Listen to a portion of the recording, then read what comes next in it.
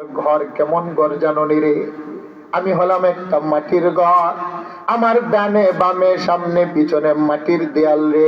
আনা বাইতুল ওয়াহদাতি, আমি হলাম নির্জনতার ঘর। আমার ভিতরে মা আসে না, বাবা আসে না, বন্ধু আসে না, বান্ধব আসে না। তবে দুনিয়ার হায়াতে যদি তুমি আমার আল্লাহর সাথে নামাজের মাধ্যমে সম্পর্ক করো, তোমার নামাজ নামক বন্ধুটা কবরের ভিতরে তোমাকে পাহারা দিবে। সুবহানাল্লাহ বলেন না? আর একটু জোরে বলেন না আল্লাহু আকবার।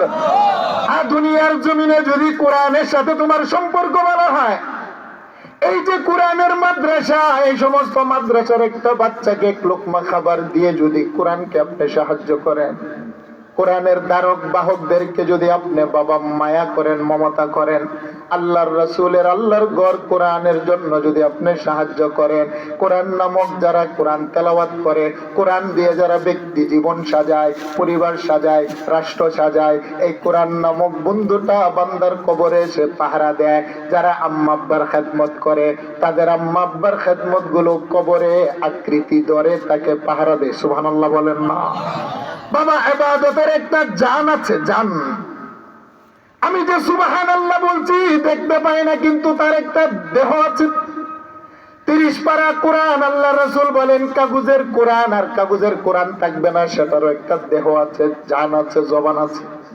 আমরা যে রোজা রাখি, উপবাস, আল্লাহ রাসূল বলেন রোজারও একটা দেহ আছে, জবান আছে। সুবহানাল্লাহ বলেন না? আরেকটু জোরে বলেন আল্লাহু আকবার। আসিয়ামু ওয়াল কুরআনু ইয়াশফাআন লিল আবদি। তিরমিজির বর্ণনা, 30 পারা কোরআন ও বান্দার জন্য সুপারিশ করবেন, রমজানের রোজাও সুপারিশ করবেন।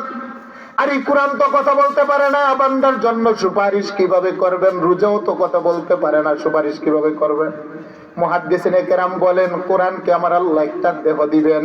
ওয়ায়াকুলু আই রাব্বি ইন্নী মানা'তুহুন নাওমা বিল-লাইল ফাশাফি'নি ফি। 30 পারা কোরআন জবান পাওয়ার পরে যারা কোরআনের মাদ্রাসাকে সাজায়, টাকা দিয়ে, পয়সা দিয়ে, বুদ্ধি দিয়ে, পরামর্শ দিয়ে, কোরআন তাদের পক্ষে আল্লাহর দরবারে সুপারিশ করবেন। আল্লাহু আকবার বলেন না? যারা রমজানের রোজা রাখে, রমজানের রোজাকে আমার আল্লাহ একটা দেহ দিবেন, রমজানের রোজাকে আমার আল্লাহ জবান দিবেন।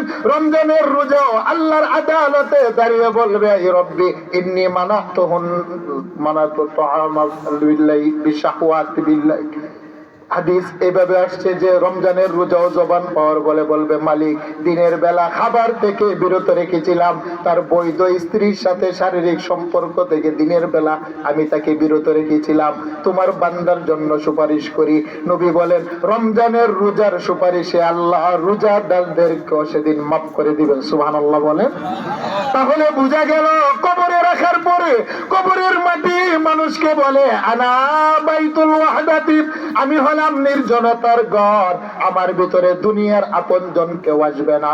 তবে দুনিয়াতে যারা আকলমান আল্লাহওয়ালা হয়, নামাজওয়ালা হয়, রোজাওয়ালা হয়, কোরআনওয়ালা হয়, তার আপন আপন নেক আমলগুলো কবরে তারকে পাহারা দেয়। সুবহানাল্লাহ বলেন না? তিরমিজি শরীফের বর্ণনা, যারা এশারের নামাজের পরে সূরাতুল মুলক তেলাওয়াত করে, আল্লাহ রাসূল বলেন সূরাতুল মুলক একটা পাখির আকৃতি ধরে বান্দার লাশের উপরে পাখা মেলে বসে যায়। তাহলে বুঝা গেল কোরআনের একটা জীবন আছে, কোরআনের একটা আকৃতি আছে। তাই আল্লাহ রাসূল বলেন দুনিয়ার ভিতরে তারাই হলো জ্ঞানী যারা মৃত্যুর আগে মৃত্যুর সামানা তৈরি করে। কবর এই কথাটাই বলে আনা বাইতুল ওয়াহদাতি, দুনিয়ার আপনজন কেউ আসবে না। যদি দুনিয়াতে থাকা অবস্থায় আল্লাহর সাথে সম্পর্কটা ভালো হয়, তোমার ওই নেক আমলগুলো আমি কবরের ভিতরে আসবে। আনা বাইতুদ দুদ, আমি হলাম একটা পোকামাকড়ের ঘর। যদি বান্দারে তুমি নেক কাজ করে আসতে পারো, তোমার চোখের দৃষ্টি যতটুকু যায়, আমি কবর ততটা প্রশস্ত হয়ে যায়। আর যদি আল্লাহর সাথে তোমার সম্পর্কটা ভালো না হয়, এমন জোরে একটা চাপা দেব, এক পাজরের হাড় তোমার আরেক পাজরে ঢুকে যাবে। আল্লাহু আকবার।